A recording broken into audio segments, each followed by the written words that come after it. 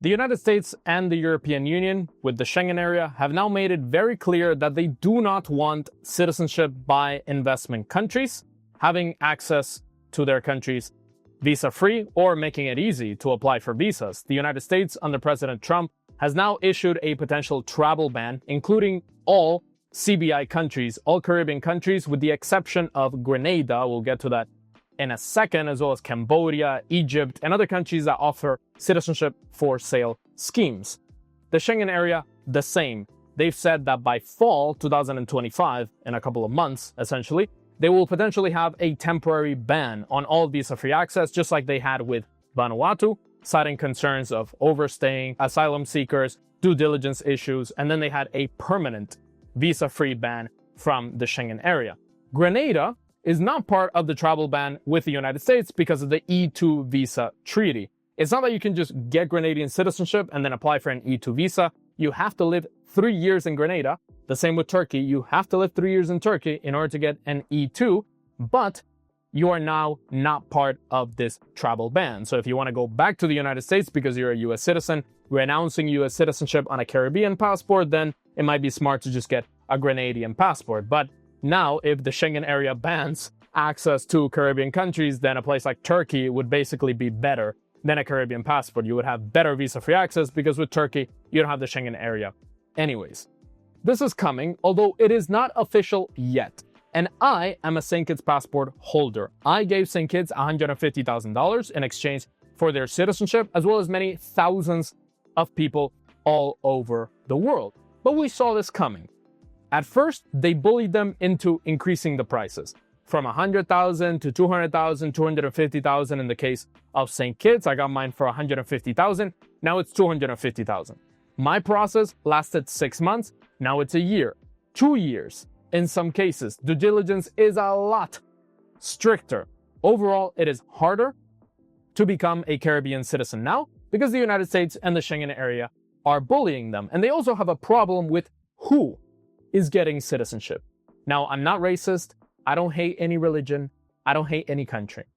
But most people getting these citizenships are getting them for better visa-free travel. Nigerians, Indians, Chinese, Bangladeshis, countries that the Schengen area and the United States see as potential threats.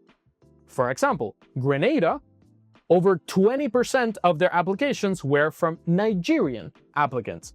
And obviously Nigerians don't have access to the Schengen area. Nigerians, it's very difficult to get a US visa, and they get these citizenships in order to have better visa-free travel. And these countries know this. And they're trying to get rid of citizenship by investment in general, and this will serve as a message to any potential country in the future that wants to offer citizenship by investment. They will see, oh, they lost US access or they were in a travel ban. Now they lost Schengen access. Ooh, we're not going to launch this. Argentina is planning to launch their citizenship by investment program. This is a clear message. If you launch this, you're never going to get into US visa free or ESTA. You're going to have trouble getting US visas. You're going to have trouble getting Schengen visas. So beware. That's why Argentina, in my opinion, is going to either launch a 1-year or 2-year program. You invest $500,000 into real estate, 2 years later, you get your passport. Or 1 year later, you get your passport. Or you get citizenship by exception. You become a resident of Argentina and you prove to the government why you should become a citizen, and then you get naturalized within 1 year, for example. Or other countries that offer citizenship by merit, citizenship by exception, where you apply directly to the government. Thousands of people cannot apply.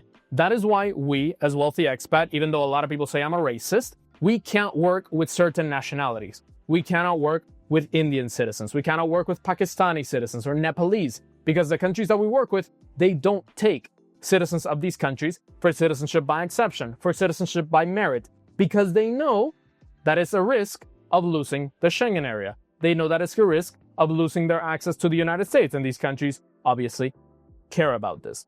This is not yet official, but it is coming. Just like the United States, the European Union and the Schengen area have cited insufficient alignment with EU visa policies.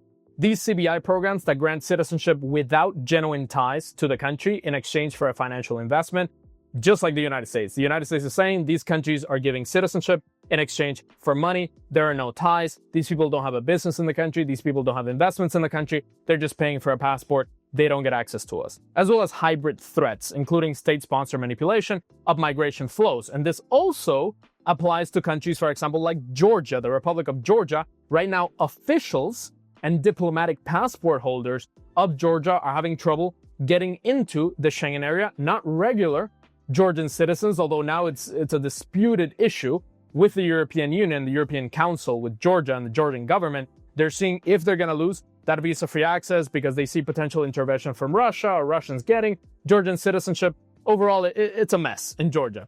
This specifically targets CBI countries and mainly Caribbean countries. You will see over the next couple of months, there's probably going to be a temporary ban on all Schengen visa-free access, a travel ban from the United States, and potentially a ban from other countries. Is this going to make these passports useless? The answer is simply no, but for a specific type of person.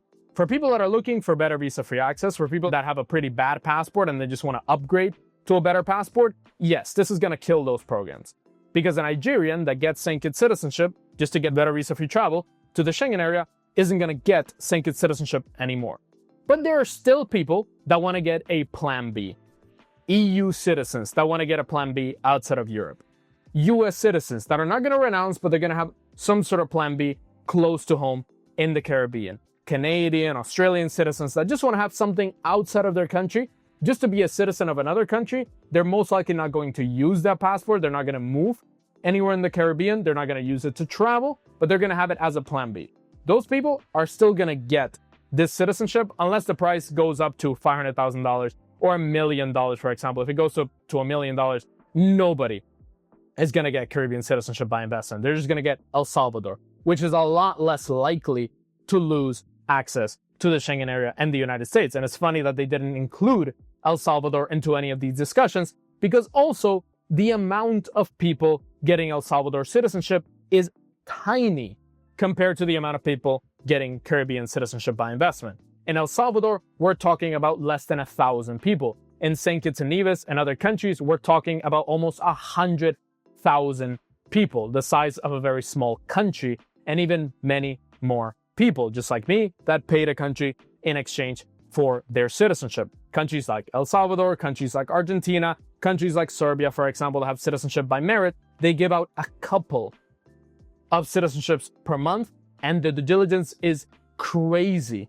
And you already have to have visa-free access to the Schengen area before you even apply. That's why I say people that want to buy visa-free access, they cannot even do that. And we don't help them with that because the country won't even accept them for that. They already need to have that visa-free access. For example, an EU citizen getting Serbian citizenship by merit, that's fine because they're already an EU citizen. They're not buying access to the Schengen area.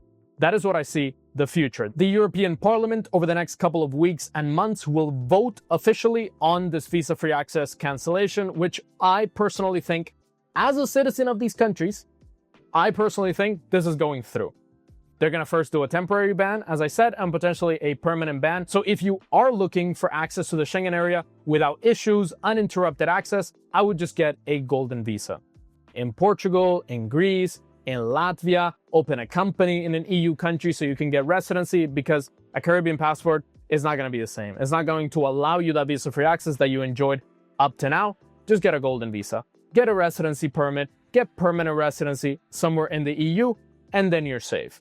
You're not going to worry about if your passport loses visa-free access because anyway, you have residency. And anyway, there's going to be ETIAS in a couple of months. So anyway, they're going to scrutinize most people that don't have residency in the European Union, and they're going to scrutinize those people that come in with visa-free access anyways. So if you want access to the European Union, get a residency permit, potentially get a golden visa in Portugal to get Portuguese citizenship so that you can then get US access, although I think US access is extremely overrated. There's many better countries than the United States. You don't need to go to the United States, although a lot of people still have this view that they need to go to the US. You don't need to. There's many other better countries, but prepare, just know that it's coming. If you want to see all the options around the world that you have, apart from Caribbean countries, I had a call with one of my clients. You can check out the video right here, the best citizenships and citizenship options around the world for a multimillionaire, so that you can be prepared, you can have great visa-free travel, you can have a perfect plan B. Check them out right here.